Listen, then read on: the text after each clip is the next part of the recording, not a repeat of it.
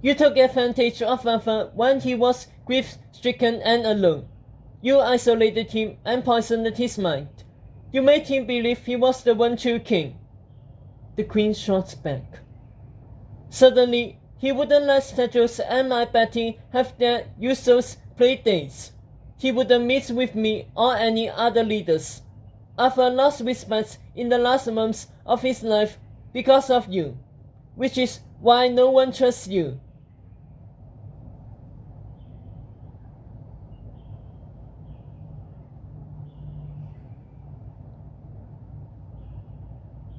Until now, said Alpa with a thin smile.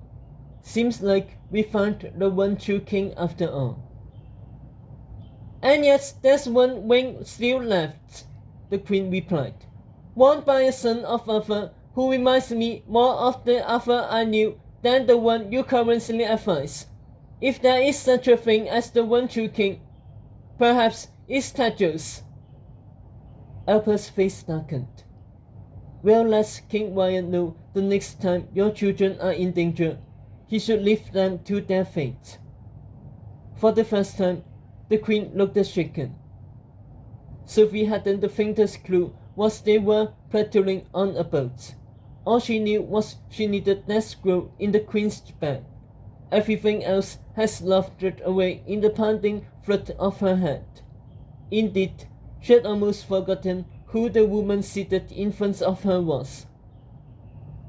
The scroll, she reminded herself, crawling the thoughts back from the blink. I need that scroll. But new thoughts were coming, thoughts not hers, pushing words onto her tongue. Behind the queen, Sophie could see the Mistrals subtly moving their hands over their notebooks. What did you want to discuss? Sophie asked the Dresender, pouring tea into the queen's cup. Her brain felt like it was acided into, one part whelming words and actions through her body, the other trying to hold on to a reason she was here. The scroll. She started losing the thought. What scroll? More words flooded through, the pain in her head evaporating, everything running smooth as milk. How is your eldest daughter? Sophie said, confident and controlled, the way she had been when she briefed the press. I wish she and I could have a chance to be friends at school. Betty wasn't taken, Jacinda replied bitterly. Another from George Jolie was kidnapped instead. This stir-frying Beatrix girl who kept trying to be Betty's friend, hoping it would incorporate her in royal circles. But this all worked out in the end. Betty doesn't need that school or the historian. She'll find her own way to tell tales. Aren't you glad you burnt your wing then? If Betty doesn't need the school for historian, the rest of the woods shouldn't either, quipped Sophie blithely, without a clue what she was saying. The queen searched Sophie's face. Something not right with you, she said quietly. Tell me what's going on, even if those two witches are listening. I'll take you to George Jolie. My Knights of the 11 are fierce warriors and will keep you safe. And I have the ear of other leaders, good and evil. I have the power to protect you, Sophie.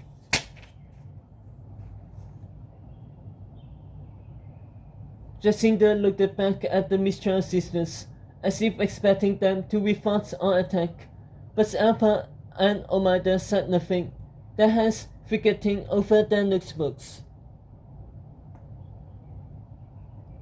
Would you like a one baba? Sophie offered, en clue, holding out a cream-topped cake. The new chef here is marvelous. Didn't know you were one to eat pastries, the queen said tartly. And it looks soggy and ill-made.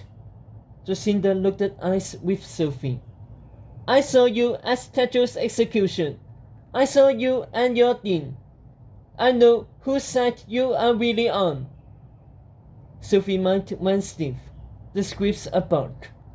Behind the queen, the Mistral sisters mirrored her pulse. Me and the dean? Sophie asked, using her own words now. Which dean? What's execution? I'm sorry. I don't know what you're talking about. The queen stared into the fold of her gaze. What's happened to you? She whispered, clasping Sophie's wrist. Why are you here instead of with Agatha? The warmth of a touch, the comforts of skin, the scent of a name, Agatha. It slashed through the front of Sophie's mind like a lightning shot of lake. Scrolls should not fall from the sky. Scrolls should not fall from the sky. Scrolls should not fall from the sky. She saw the Mistral sisters' hands moving again, their faces tight, but Sophie was already short-circuiting the script. I'm feeling a bit ill, said Sophie, standing up. As she did, she knocked it over the queen's purse, which fell to the floor. Oopsie, said Sophie, reaching for it, only to put it farther under the couch. Let me, the queen started. I've got it, said Sophie, already on her knees, reaching beneath the couch. I certainly gave it a good kick. Oh, here it is. She stood and handed the purse back to the queen. My advisors will see you out. Sophie smiled at the Mistral sisters, who looked more at ease now, as if Sophie had steered things back in check. George Jolie's queen studied Sophie one last time. I wish. She shook her head, trying to finish the thought. Sophie kissed it on her cheek.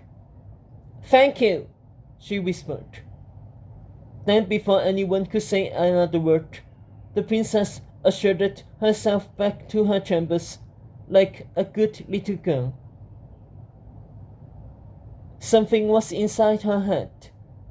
Something was controlling this pain. Sophie had figured it out while sitting with the queen. First, there were those sisters pretending to take notes, but every time they moved their hands, she lost control. Someone else's words coming out of her mouth, someone else's thoughts absorbing her mind, as if she tried to reclaim her thoughts, to think of herself. The pain came to hurt her.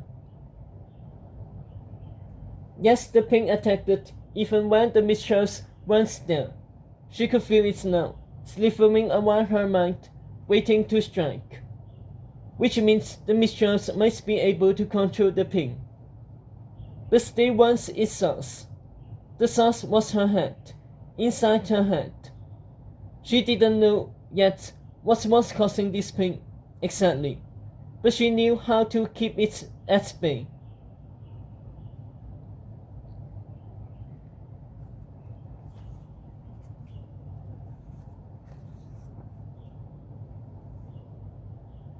Don't think.